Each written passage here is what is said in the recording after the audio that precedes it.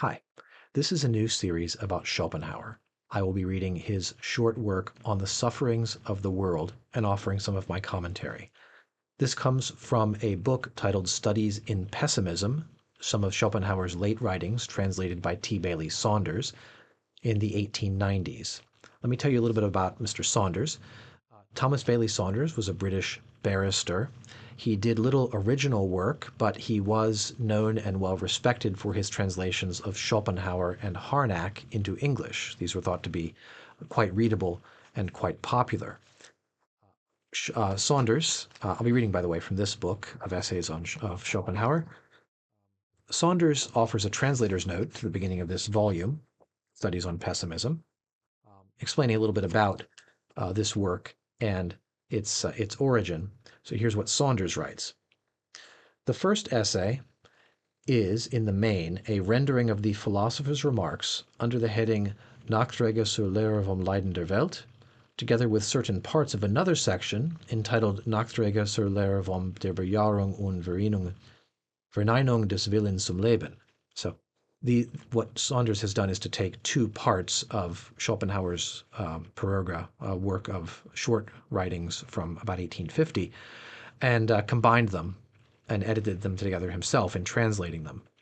Those two titles are roughly Additional Remarks on the Doctrine of the Suffering of the World and Additional Remarks on the Doctrine of the Affirmation and Denial of the Will to Live. Saunders also says, such omissions as I have made are directed chiefly by the desire to avoid repeating arguments already familiar to readers of the other volumes in this series. So the text we're going to get here under the title On the Sufferings of the World is Saunders' title with Saunders combining two sets of aphoristic additional remarks by Schopenhauer in his translation. So with that caveat that we're getting kind of Schopenhauer filtered by T. Bailey Saunders, let's start the text. This, by the way, is 18 pages long in this version. I'll be taking it in a couple of parts. On the sufferings of the world. Unless suffering is the direct and immediate object of life, our existence must entirely fail of its aim. It is absurd to look upon the enormous amount of pain that abounds everywhere in the world, and originates in needs and necessities inseparable from life itself, as serving no purpose at all, and the result of mere chance. Each separate misfortune as it comes seems no doubt to be something exceptional, but misfortune in general is the rule. I know of no greater absurdity than that propounded by most systems of philosophy in declaring evil to be negative in its character. Evil is just what is positive. It makes its own existence felt.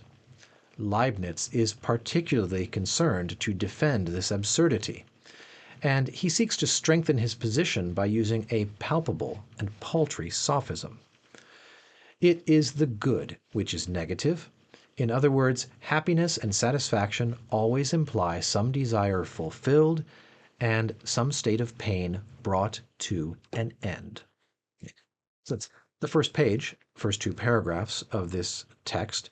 And we have here, I think, another iteration of the main axis of Schopenhauer's practical philosophy. Pain and suffering are real. They are the positive element in life that truly exists. And happiness and pleasure are a negative fact defined in relation to that positive existence. They are the cessation of pain.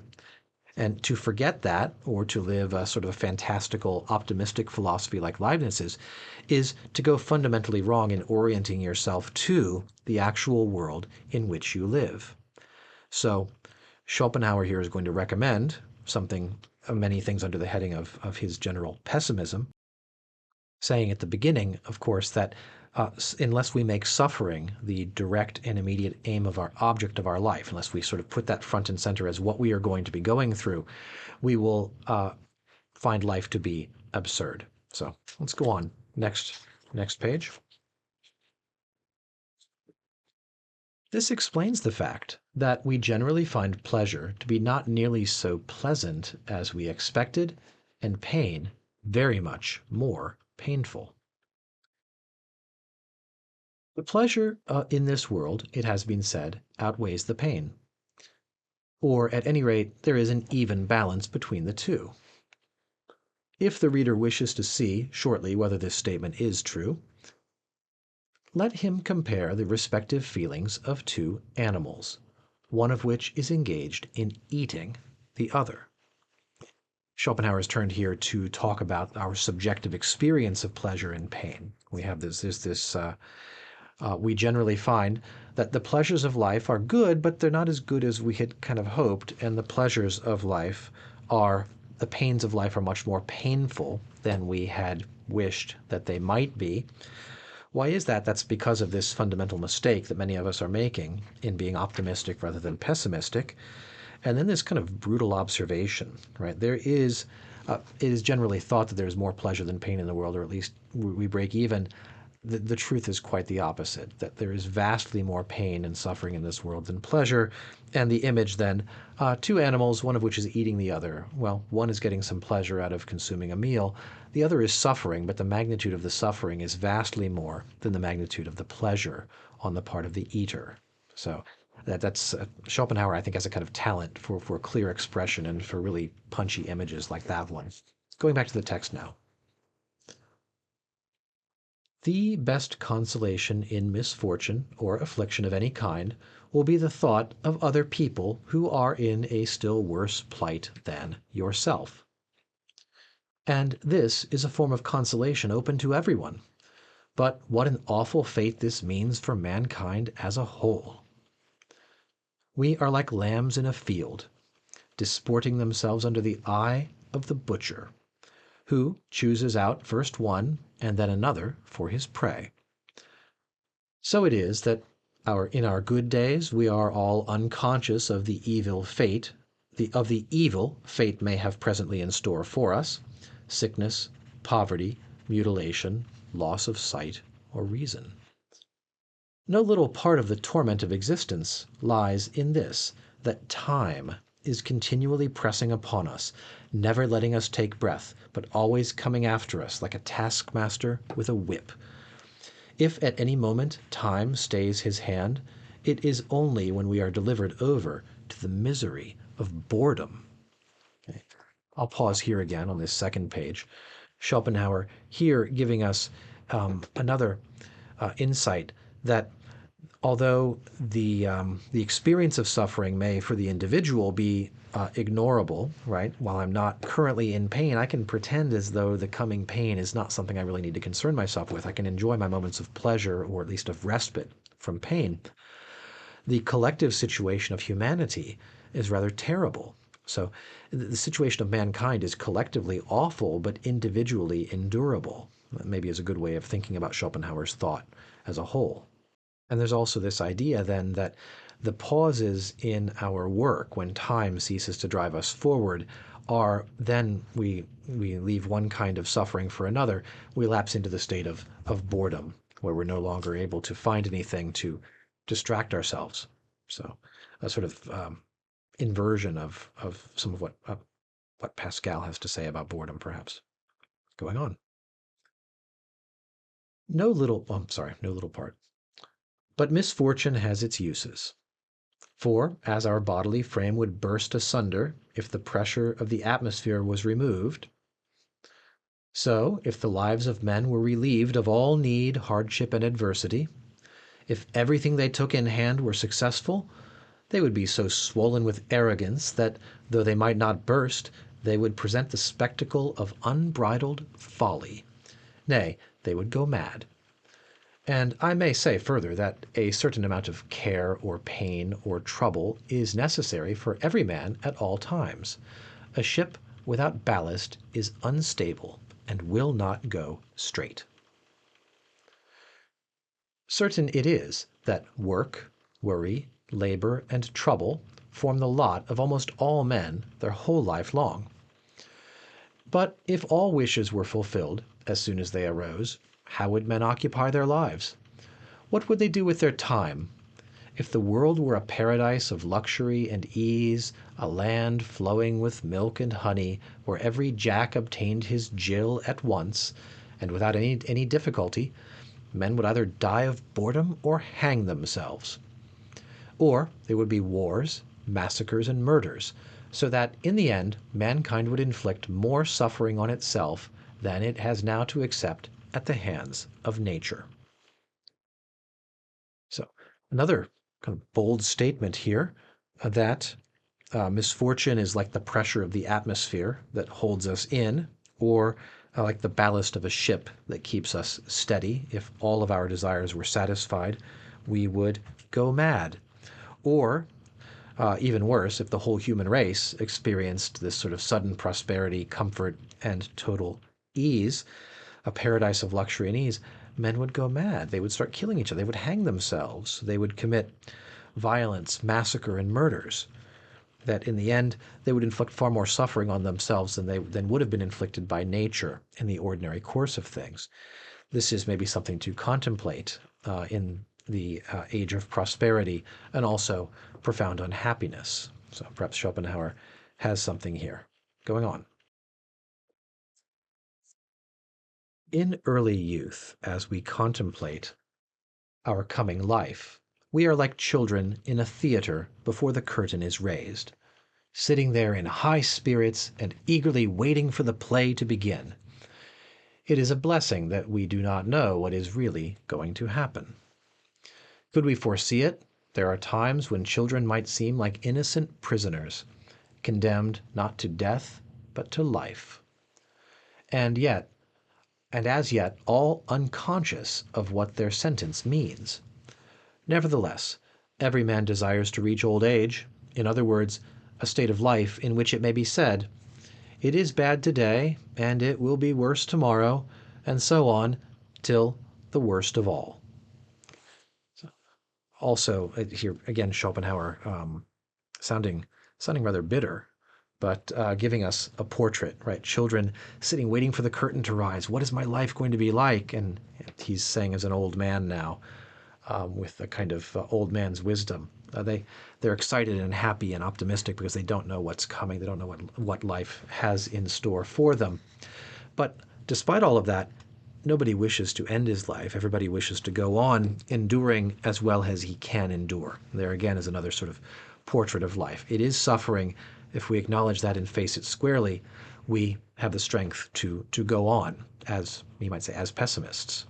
So, continuing. If you try to imagine, as nearly as you can, what an amount of misery, pain, and suffering of every kind the sun shines upon in its course, you will admit that it would be much better if, on the earth as little as on the moon, the sun were able to call forth the phenomena of life, and if, here as there, the surface were still in a crystalline state. Okay. It's a version of Schopenhauer's well-known statement that it would be better if there had been no life, if we had never been born. Again, you may look upon life as an unprofitable episode, disturbing the blessed calm of non-existence. And in any case, even though things have gone with you tolerably well, the longer you live, the more clearly you will feel that, on the whole, life is a disappointment, nay, a cheat. I'll pause again here for comment. Wow, a bit very hard sayings, some of these. The amount of misery, pain, and suffering on the earth should make us think that it would be better if the earth were as lifeless as the moon and as free of suffering as the moon. And that, I wonder if any of us feel this or feel the opposite of it. You get on as tolerably as well as you can, but the older you get, the more you feel that life is something of a disappointment and a cheat, that you were promised more, you sort of hoped and expected more than you in fact got. Okay. I'm not sure here if Schopenhauer is thinking here of the disappointment of the optimistic philosopher or simply a universal experience that we all have. It seems to be the latter. He's going to illustrate this next with two hypothetical cases, and here they are.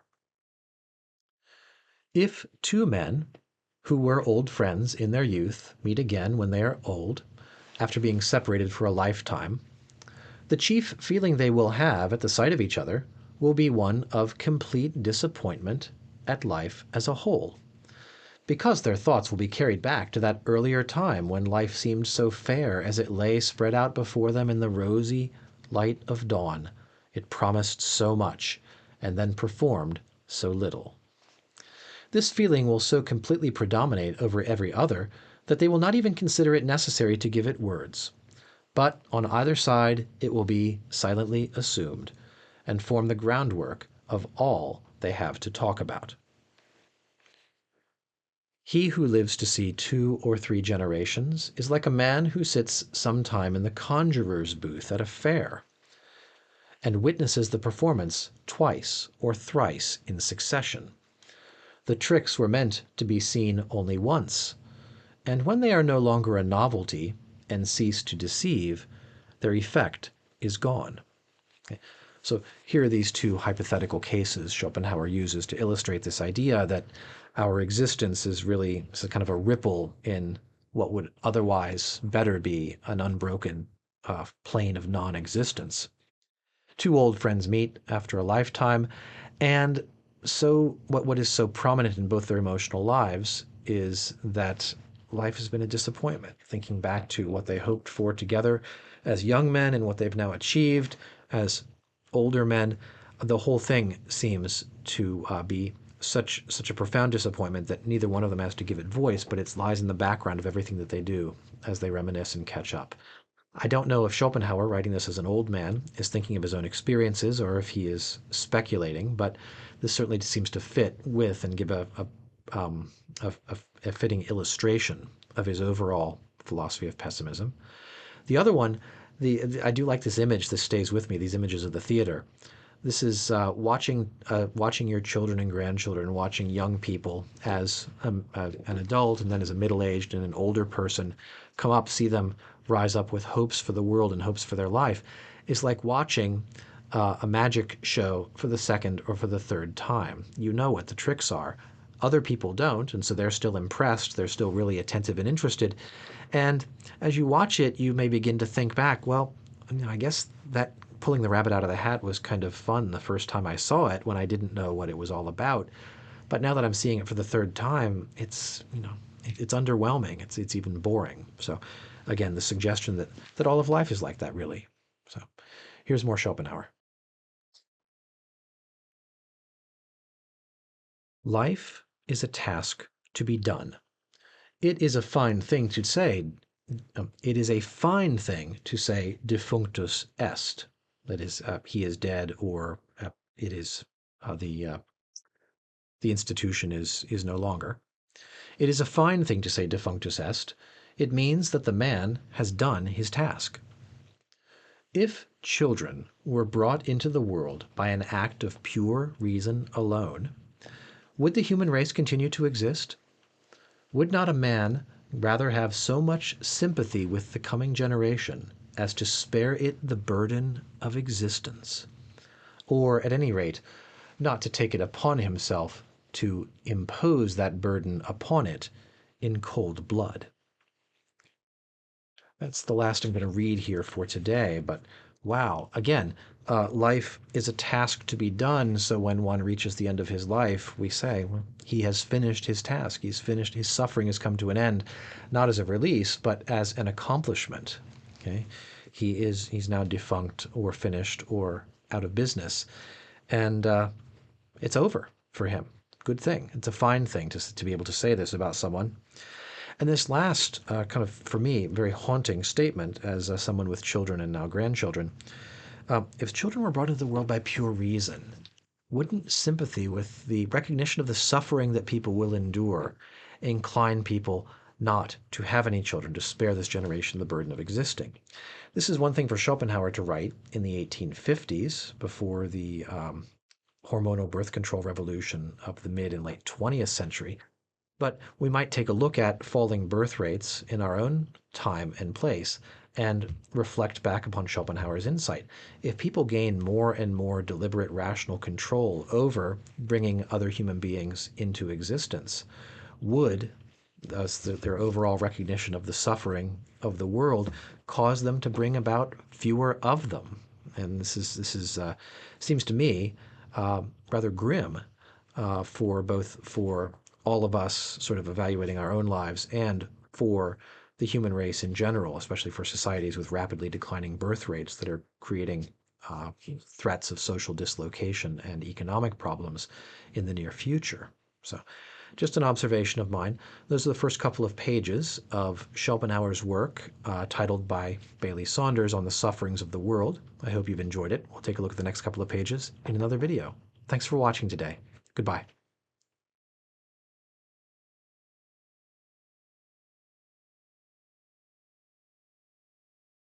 Hi. In this video, I'll be talking about the middle pages of Schopenhauer's essay on the sufferings of the world, which is the first essay in his volume Studies in Pessimism. But before I begin with that, I'd like to say a little bit more about Schopenhauer's Anti-Natalism.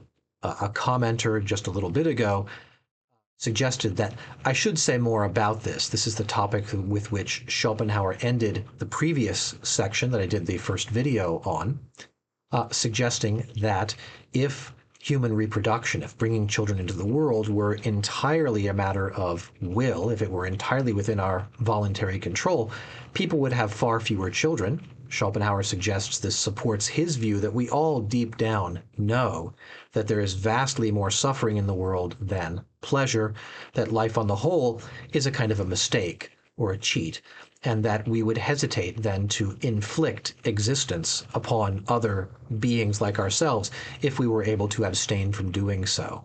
So that's certainly a very strong anti-natalist line, which may be, as my commenter suggested, a central pillar of Schopenhauer's thought. My own view on this, complete opposite. A hard pass from me on the anti-natalism. I'm strongly pro-natalist myself. I have 4 children. I have grandchildren now.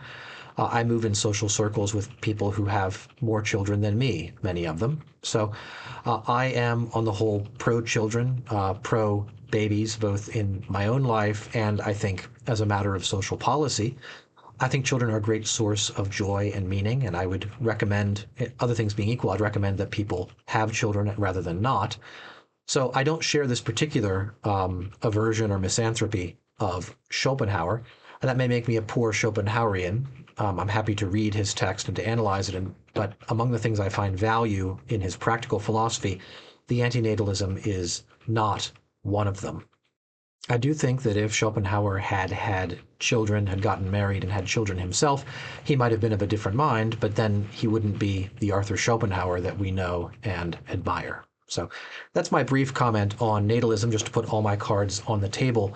That's one place where I certainly part ways with Schopenhauer, both in my personal belief and in my general attitude towards life. So we may get to the metaphysical basis of that at some later time. But for now, let's take a look at the next section of this essay. In this part of the essay, Schopenhauer is going to compare the pleasures and pains of human beings to the pleasures and pains of animals, of beasts, with a certain kind of advantage held in some ways by the beasts. He's going to talk first about the difference that reason makes in our own experience of pleasure and pain. He's going to say a little bit about the role of time and self-consciousness in the life of a beast and the life of a human being. And he's going to conclude this passage with some thoughts about pets and domestic animals, and especially our affection for them as human beings dealing with lower animals in our daily lives. Here's what he writes. I shall be told, I suppose, that my philosophy is comfortless, because I speak the truth. And people prefer to be assured that everything the Lord has made is good. Go to the priests, then, and leave philosophers in peace. At any rate, do not ask us to accommodate our doctrines to the lessons you have been taught. That is what those rascals of sham philosophers will do for you. Ask them for any doctrine you please, and you will get it. Your university professors are bound to preach optimism, and it is an easy and agreeable task to upset their theories. I'll just say parenthetically here, he certainly has Hegel in mind and certain Hegelians who will provide a German idealist interpretation of the core doctrines of North German Protestantism. He may even have Kant in mind, although Schopenhauer does admire Kant immensely in other writings. So, going on. I have reminded the reader that every state of welfare, every feeling of satisfaction is negative in its character. That is to say, it consists in freedom from pain, which is the positive element of existence.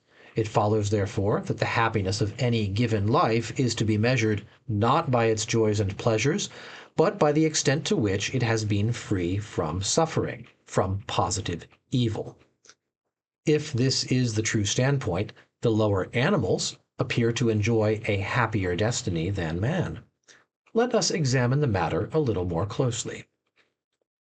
However varied the forms that human happiness and misery may take, leading a man to seek the one and shun the other, the material basis of it all is bodily pleasure or bodily pain.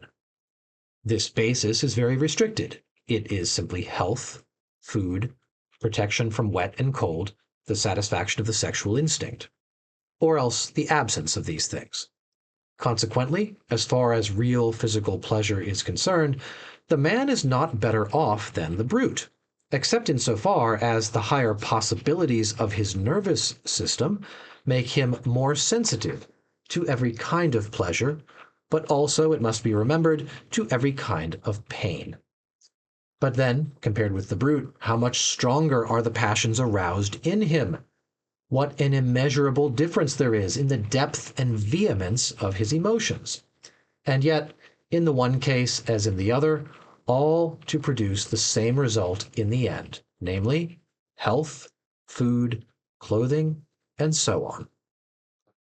The chief source of all this passion is that thought for what is absent and future, which, with man, exercises such a powerful influence upon all he does.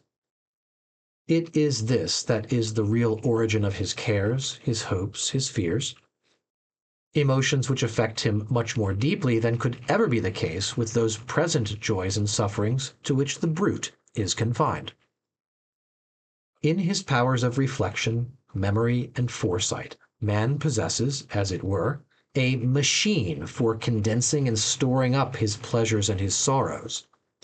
But the brute has nothing of the kind. Whenever it is in pain, it is as though it were suffering for the first time, even though the same thing should have previously happened to it times out of number. It has no power of summing up its feelings. Hence its careless and placid temper, how much it is to be envied. But in man, reflection comes in, with all the emotions to which it gives rise, and taking up the same elements of pleasure and pain which are common to him and the brute, it develops his susceptibility to happiness and misery to such a degree that at one moment the man is brought in an instant to a state of delight that may even prove fatal, at another to depths of despair and suicide. Okay, so I'll pause for just a moment to review what we've talked about. We've heard here that the physical basis of human happiness and misery is identical with the beast. It is the satisfaction of physical desires and comforts, it's the removal of physical pain, which is the key element in life. But with human beings, this is complicated by our powers of reflection and intelligence, which give us this sort of curse of memory and anticipation. His description of this is very apt. It's like a machine for condensing and processing and holding on to our pleasures and sorrows. And we might note simply there, if the pleasures in the world are vastly outnumbered by the sorrows and miseries of the world, having concentrated versions of both is actually worse overall. So human beings capable of greater pleasures and of greater miseries, but on the whole, that means a more miserable life altogether. There's also something he's going to develop in the next pages, this suggestion that the consciousness of animals is limited to the immediate present moment, where with human beings, we are spread out over a wider period of time. And this is, again, to our detriment in the matter of actually acquiring happiness and release from misery and pain. So we'll go on with Schopenhauer now. If we carry our analysis a step farther, we shall find that, in order to increase his pleasures, man has intentionally added to the number and pressure of his needs, which in their original state were not much more difficult to satisfy than those of the brute. Hence, luxury in all its forms, delicate food, and the use of tobacco and opium, spirituous liquors, fine clothes, and the 1,001 things that he considers necessary to his existence.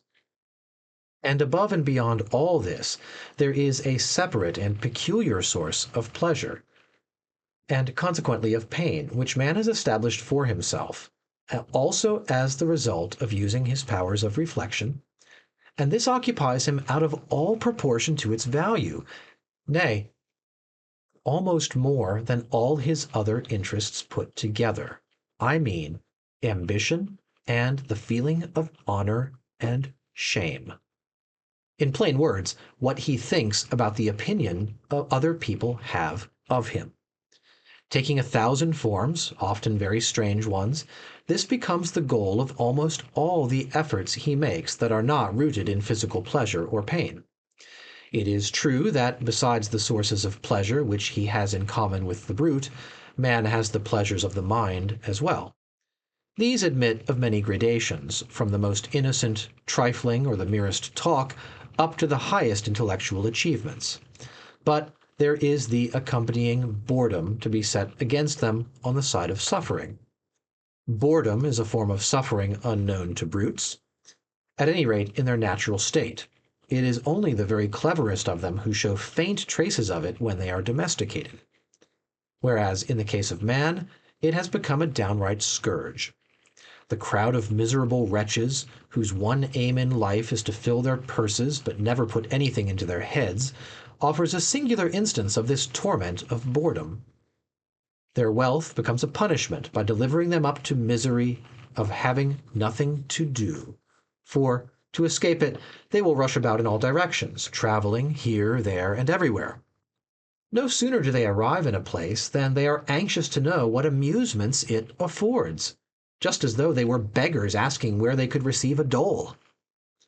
Of a truth, need and boredom are the two poles of human life.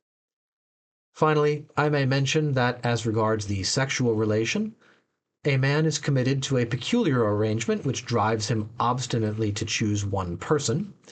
This feeling grows now and then into a more or less passionate love, which is the source of little pleasure and much suffering. Footnote. I have treated this subject at length in a special chapter of the second volume of my chief work. I'll pause there and note that's chapter 44 of part 2, volume 2 of The World as Will and Representation. I have looked into that earlier today, and I have to tell you there's a lot of fascinating stuff in there. It's a title on the metaphysics of sexual love. We might take a look at that in a later video. It's some very provocative thoughts and suggestions from Schopenhauer in that chapter. But to take a look back at these past 2 pages,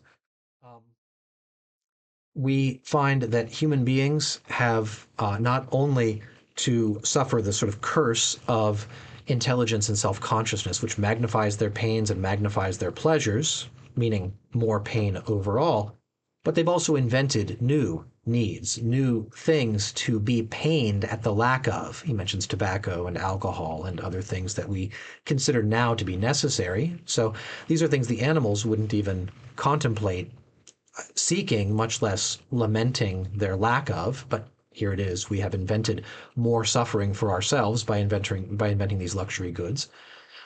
And then his discussion of the opinion that other people have of us. Sounds very Rousseauian in its own way, that because we care about other people's opinion of us, now here's another source of misery for us, another source of striving and struggle and anxiously seeking to sort of scratch an itch that we've given to ourselves now in the form of this social social reality that we present ourselves at. And then this final discussion of boredom again, that need and boredom are the two poles of human life. The suggestion that people now become wealthy and their wealth becomes a curse because they travel in order to find something to do, and then they seek like beggars for amusement, for what Pascal might call diversion, the minute that they arrive. Rather than being wealthy, they are most poor, we might say. They behave like people who are needy and scrabbling for scraps. So let's continue with Schopenhauer now. It is, however, a wonderful thing that the mere addition of thought should serve to raise such a vast and lofty structure of human happiness and misery, resting too on the same narrow basis of joy and sorrow as man holds in common with the brute, and exposing him to such violent emotions, to so many storms of passion, so much convulsion of feeling, that what he has suffered stands written and may be read in the lines of his face. And yet, when all is told, he has been struggling ultimately for the very same things as the brute has attained, and with an incomparably smaller expenditure of passion and pain. But all this contributes to increase the measures of suffering in human life out of all proportion to its pleasures, and the pains of life are made much worse for man by the fact that death is something very real to him. The brute flies from death instinctively without really knowing what it is, and therefore without ever contemplating it in the way natural to man, who has this prospect always before his eyes. So that even if only a few brutes die a natural death, and most of them live only just long enough to transmit their species, and then, if not earlier, become the prey of some other animal, whilst man on the other hand manages to make so-called natural death the rule, to which, however, there are a good many exceptions, the advantage is on the side of the brute, for the reason stated above. But the fact that man attains the natural term of years just as seldom as the brute, but the fact is that man attains the natural term of years just as seldom as the brute, because the unnatural way in which he lives and the strain of work and emotion lead to a degeneration of the race, and so his goal is not often reached. The brute is much more content with mere existence than man. The plant is wholly so, and man finds satisfaction in it just in proportion as he is dull and obtuse. Accordingly, the life of the brute carries less of sorrow with it, but also less of joy, when compared with the life of man. And while this may be traced on the one side to freedom from the torment of care and anxiety, it is also due to the fact that hope, in any real sense, is unknown to the brute.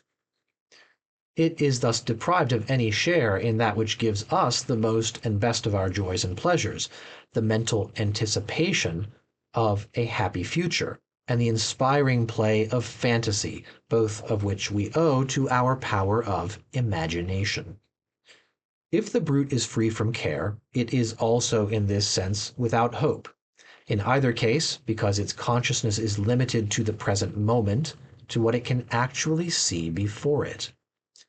The brute is an embodiment of present impulses, and hence what elements of fear and hope exist in its nature, and they do not go very far, arise only in relation to objects that lie before it and within reach of those impulses. Whereas a man's range of vision embraces the whole of his life and extends far into the past and future. Following upon this, there is one respect in which brutes show real wisdom when compared with us. I mean their quiet, placid enjoyment of the present moment. The tranquility of mind which this seems to give them often puts us to shame for the many times we allow our thoughts and our cares to make us restless and discontented. And in fact, those pleasures of hope and anticipation which I have been mentioning are not to be had for nothing.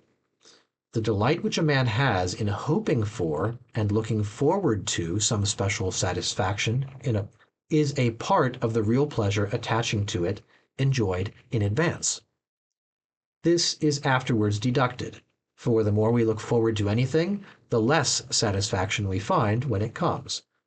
But the brute's enjoyment is not anticipated, and therefore suffers no deduction, so that the actual pleasure of the moment comes to it whole and unimpaired. In the same way, too, evil presses upon the brute only with its own intrinsic weight, whereas with us, the fear of its coming often makes its burden 10 times more grievous. So here is a bit more about the difference between humans and animals in regards to pleasure and pain, the difference that self-consciousness and consciousness of the past and the future, consciousness of one's own death makes. This makes us capable of far more miseries, also of hope, which is a source of pleasure. What we might also say of dashed hope, which is a source of misery. It seems to me that one way to think about this may be that just as animals lack a theory of mind for us, right? My dog doesn't really have a sense of me as a mind like its own looking back. Just as animals don't have a theory of mind for humans, animals don't really have a theory of mind for themselves. They don't really have a sense of themselves as enduring across time, as having experiences. I'm not going to try to explain just what I mean by that. If it resonates with you, then run with it. So this awareness of death is another source of uniquely human source of misery. I do think that while Schopenhauer is correct about animals as the kind of distillation, the sort of the embodiment of the present tense, so that the things immediately in front of them are their only source, and sort of maybe in the immediate past and immediate future, are their only source of attention and therefore of pleasure and misery, often to their great benefit relative to us. I do think he's mistaken about this idea that anticipation and the pleasure of anticipation deducts from the actual enjoyment of the thing once it is achieved. I don't think I've found that to be the case in my own life, that the more I anticipate something, the less I enjoy it once I achieve it. I think Schopenhauer maybe has either made just a straight up mistake in describing human psychology, or he's maybe been lured by the desire to make a certain point, something like a point he made in Counsels and Maxims about the way in which we sort of take an advance upon certain goods that are coming to us in the future. So from my own perspective, I would say I think he's probably wrong about that. So let's go back onto the text and finish this section.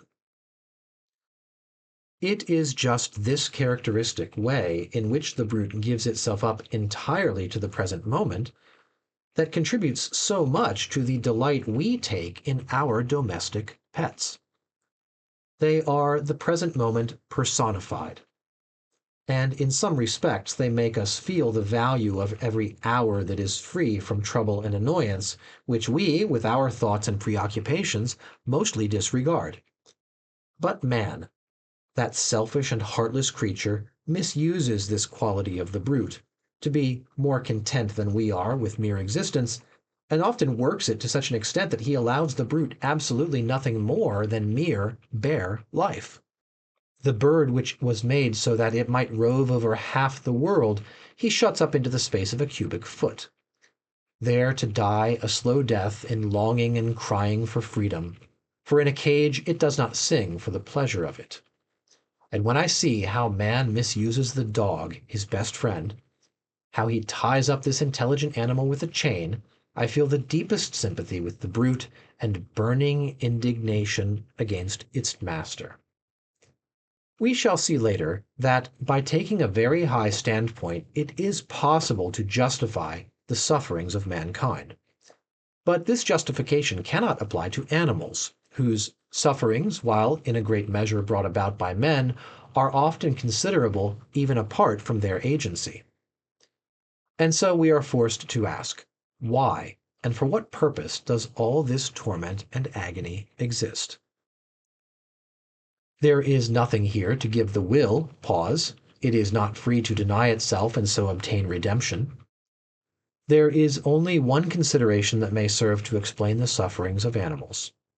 It is this, that the will to live, which underlies the whole world of phenomena, must in their case satisfy its cravings by feeding upon itself. This it does by forming a gradation of phenomena, every one of which exists at the expense of another. I have shown, however, that the capacity for suffering is less in animals than in man. Any further explanation that may be given of their fate will be in the nature of hypothesis, if not actually mythical in its character, and I may leave the reader to speculate upon the matter for himself. That's all I'm going to read from On the Sufferings of the World for today, but some thoughts about the attitude that we take, the pleasures and pains we take, the joys and delights that we take in the lives of our domestic animals, of our pets. It is precisely because they lack our particular anxiety, our hopes and memories that we find them so attractive and comforting to live with. It also indicates that there's a way in which their pleasures are kind of pure pleasures that we wish we could enjoy in the way that they do. And their pains, especially when they're inflicted by human beings, seem to be far more terrible and less justifiable. So there is this discussion here, getting a little bit into Schopenhauer's metaphysics, that the will at the animal level, at the brute level, is just self-consuming because it doesn't have the capability of rising up to any sort of greater act of redemption or self-understanding. So the animals doesn't have the psychological complexity to seek a kind of philosophical self-denial and self-annihilation. And so it has to simply go on being what it is, suffering in the way that it suffers, which is limited, thankfully, until its natural end. So those are the middle pages of Schopenhauer's essay on the sufferings of the world. I hope you've enjoyed my commentary on them. Thanks for watching today. Goodbye.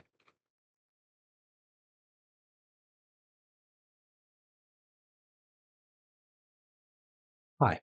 In these final pages of Schopenhauer's essay on the sufferings of the world from Studies in Pessimism, he begins by discussing Buddhist and Zoroastrian cosmology, a theory of the universe, and the place of human suffering in it. He argues strongly against the existence of any kind of benevolent creator God, like in the Jewish and Christian traditions. And then he articulates something which I think of as being an interesting world which contains sin, but no deity who is sinned against. There's no lawgiver whose rules we have broken that constitutes our sin. We'll take a look at what Schopenhauer says about that. And then, rather surprisingly to me, he identifies his own philosophy with true Christianity. He indicates that what is really ultimately true in the Christian view of the world is presented in a more complete form in his, Schopenhauer's, pessimistic philosophy. That's one place where students of Nietzsche might find an interesting convergence, where Nietzsche would reject both Schopenhauer and Christianity, perhaps in part because of this perceived continuity between them. And then he concludes this essay with a rather beautiful defense of the life philosophy of pessimism, especially in terms of its moral benefits to the person who becomes a pessimist. So we'll finish with that. But here's what Schopenhauer writes. Brahma is said to have produced the world by a kind of fall or mistake. And in order to atone for his folly, he is bound to remain in it himself until he works out his redemption. As an account of the origin of things, that is admirable. According to the doctrines of Buddhism, the world came into being as the result of some inexplicable disturbance in the heavenly calm of nirvana, that blessed state obtained by expiation, which had endured so long a time, the change taking place by a kind of fatality. This explanation must be understood as having at bottom some moral bearing, although it is illustrated by an exactly parallel theory in the domain of physical science, which places the origin of the sun in a primitive streak of mist formed one knows not how. Subsequently, by a series of moral errors, the world became gradually worse and worse, true of the physical orders as well, until it assumed the dismal aspect it wears today. Excellent. I'll pause here to note that Schopenhauer is giving us a portrait of Buddhism, according to which the world, in a sense, kind of falls into existence. Right? I think that there's a sort of decline from the blessed state of peace and tranquility in nirvana into the world of struggle and strife and physical existence that we know today. Schopenhauer approves of this and notes that it is both physical and moral in its character. The world becomes worse and worse. The world becomes more and more, we might say, chaotic in a physical sense, greater and greater entropy. We are in a bad state progressing towards a worse state, and that's the very nature of this existence. So he goes on. The Greeks looked upon the world and the gods as the work of an inscrutable necessity. A passable explanation, we may be content with it until we can get a better. Again, Ormuzd and Ahriman are rival powers, continually at war. That is not bad. But that a god like Jehovah should have created this world of misery and woe out of pure caprice and because he enjoyed doing it, and should then have clapped his hands in praise of his own work and declared everything to be very good, that will not do at all. In its explanation of the origin of the world, Judaism is inferior to any other form of religious doctrine professed by a civilized nation. And it is quite in keeping with this that it is the only one which presents no trace whatever of any belief in the immortality of the soul. Even though Leibniz's contention that this is the best of all possible worlds were correct, that would not justify God in having created it. For he is the creator not of the world only, but of possibility itself. And therefore, he ought to have so ordered possibility as that it would admit of something better. And I'll just note this is a standard atheist critique of theism, that if God is infinitely powerful, he could have created the world with a different possibility structure such that it wouldn't be as miserable as it is now. I'm not going to break open that question to try to examine and respond to it, but just note that Schopenhauer is writing in a well-trod lane at this point. Continuing. There are two things which make it impossible to believe that this world is the successful work of an all-wise, all-good, and at the same time all-powerful being. Firstly, the misery which abounds in it everywhere. And secondly, the obvious imperfection of its highest product, man, who is a burlesque of what he should be.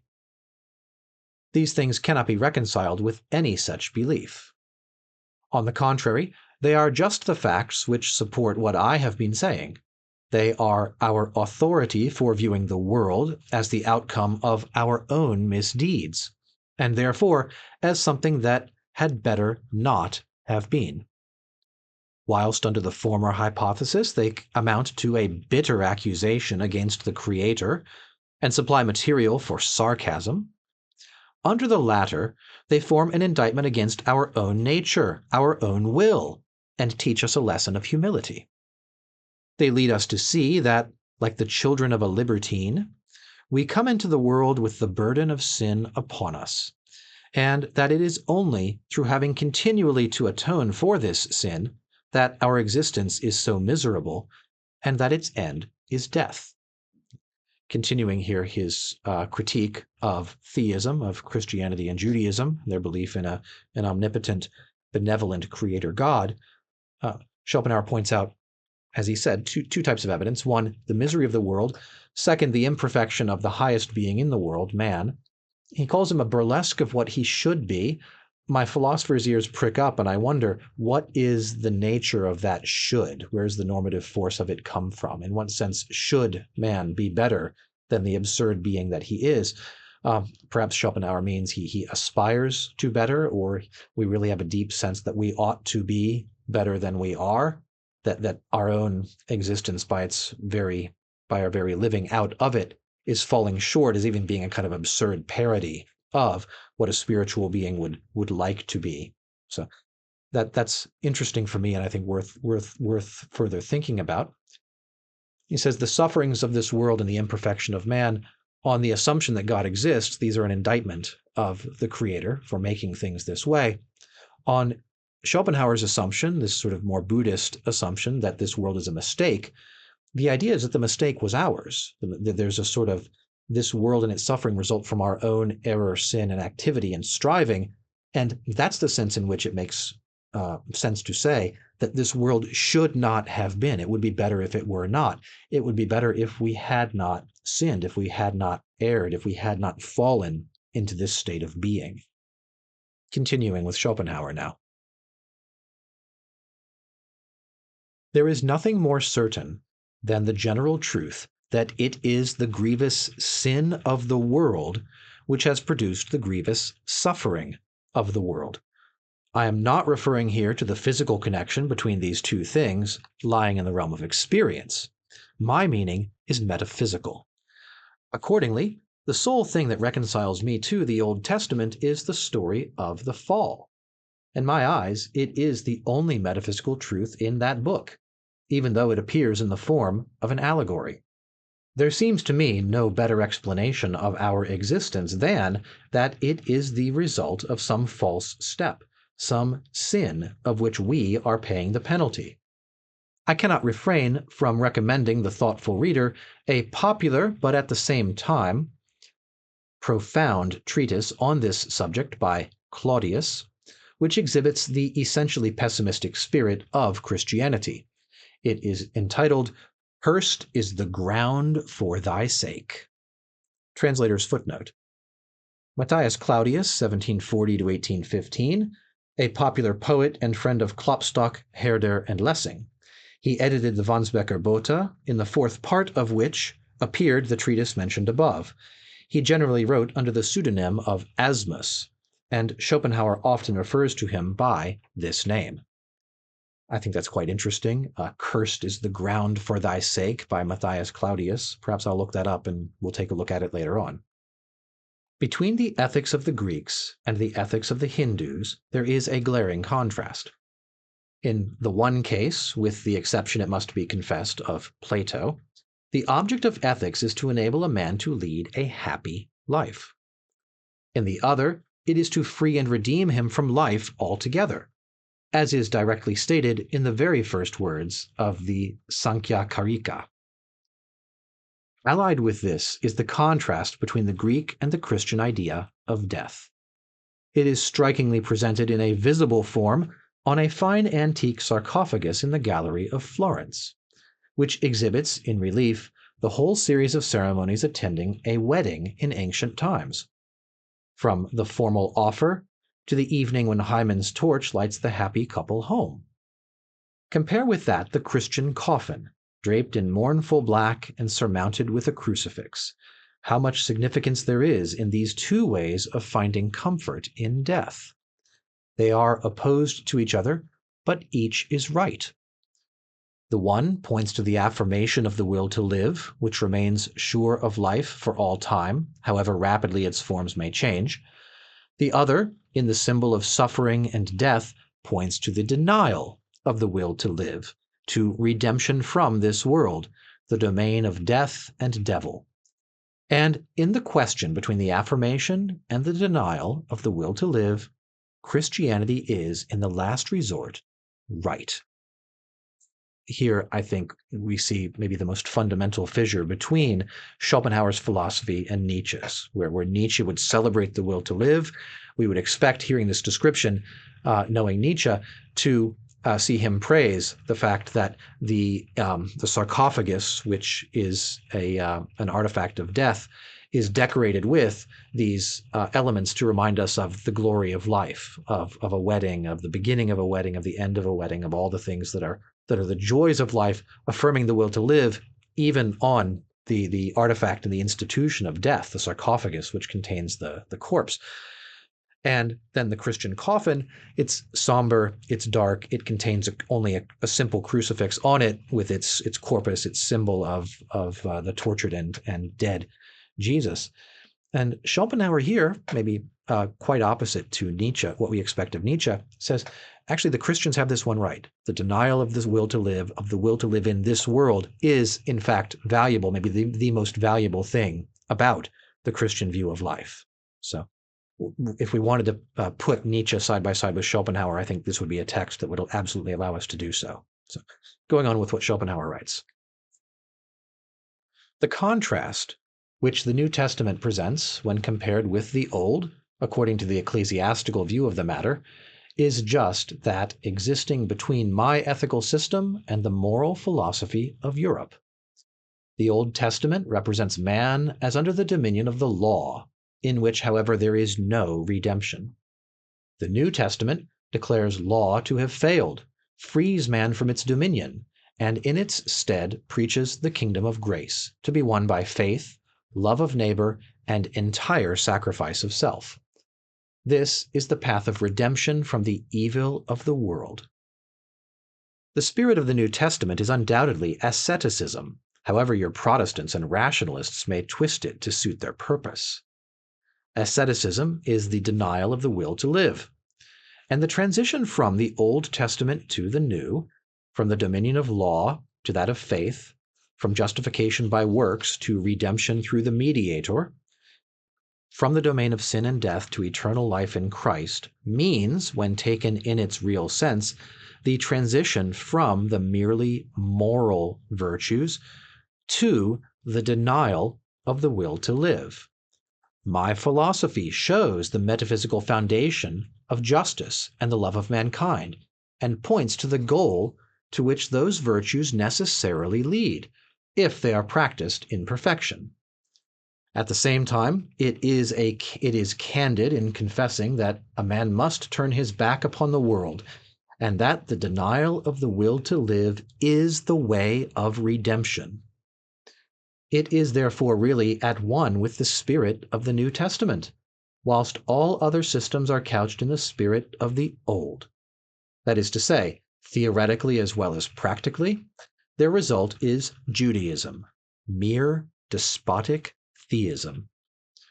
In this sense, then, my doctrine might be called the only true Christian philosophy. However paradoxical a statement this may seem to people who take superficial views instead of penetrating to the heart of the matter. I'll pause here again for a brief comment. Really, Schopenhauer has laid it out very directly here, right? The contrast between the New and the Old Testament, think of it as the contrast between Schopenhauer's philosophy, that's the New Testament, denial of the will to live, the triumph of asceticism, and the Old Testament, man under the dominion of the law, or his great expression here, mere despotic theism, which identifies with Judaism, I think maybe in a similar way to Nietzsche and most 19th century Germans, I expect. And here also Schopenhauer defends the idea that our ultimate path of redemption from the suffering of this world will be something like what Christianity recommends, a sacrifice of self, a living for others, a denial of the will to live, or perhaps as I put it just a bit ago, a denial of the will to live in this world.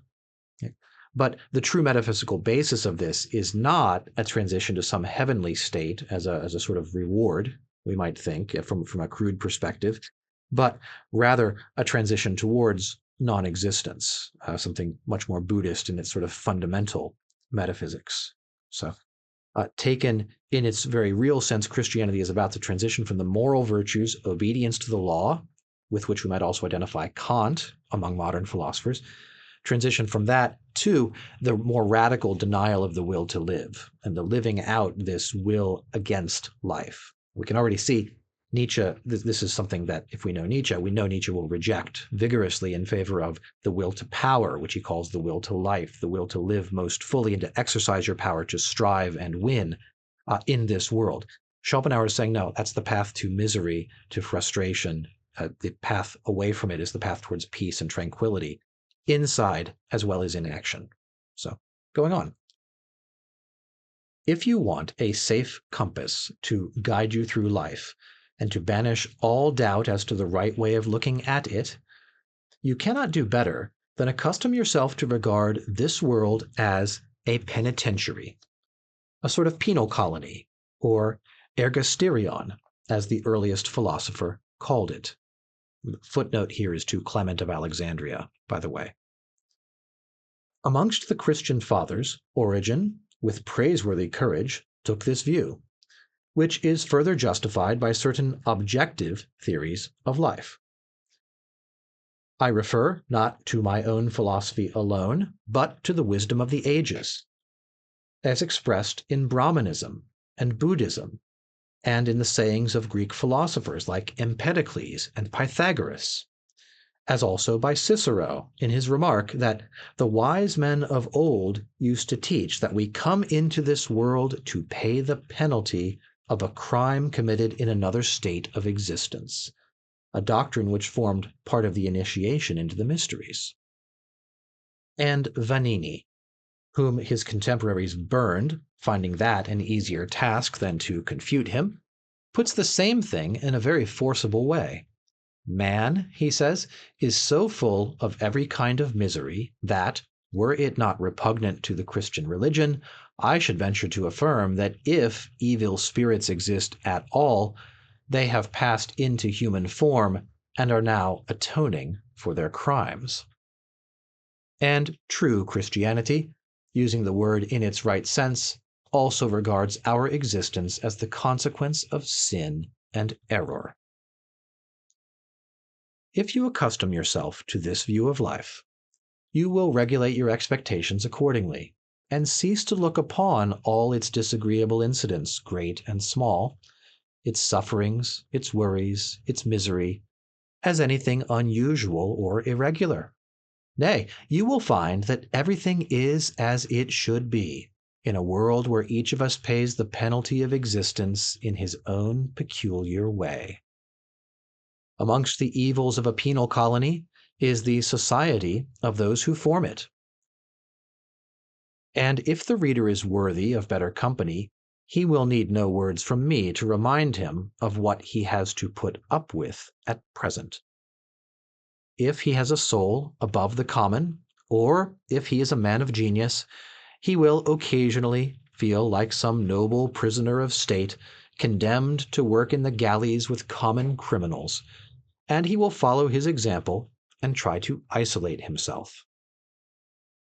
Another repetition here of a standard theme we find in Schopenhauer's practical philosophy, that the man of genius or superior spirit will necessarily be isolated from his fellows.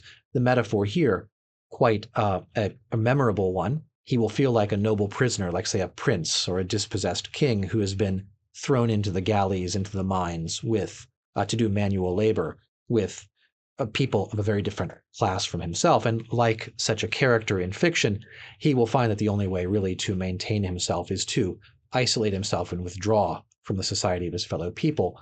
Or the great line, right? One of the evils of a penal colony is the society of the people in it. You're forced to live among criminals and fellow criminals. I also just want to repeat what I think is a great line in this paragraph. Each of us pays the penalty of existence in his own peculiar way. I like that very much. Going on now to the end of this chapter. In general, however, it should be said that this view of life will enable us to contemplate the so-called imperfections of the great majority of men, their moral and intellectual deficiencies, and the resulting base type of countenance, without any surprise, to say nothing of indignation, for we shall never cease to reflect where we are, and that the men about us are beings conceived and born in sin, and living to atone for it. That is what Christianity means in speaking of the sinful nature of man. Pardons the word to all. That's a quote from Shakespeare's Cymbeline. Whatever folly men commit, be their shortcomings or their vices what they may, let us exercise forbearance, remembering that when these faults appear in others, it is our follies and vices that we behold. They are the shortcomings of humanity, to which we belong, whose faults, one and all, we share. Yes, even those very faults at which we now wax so indignant, merely because they have not yet appeared in ourselves. They are faults that do not lie on the surface, but they exist down there in the depths of our nature, and should anything call them forth, they will come and show themselves just as we now see them in others.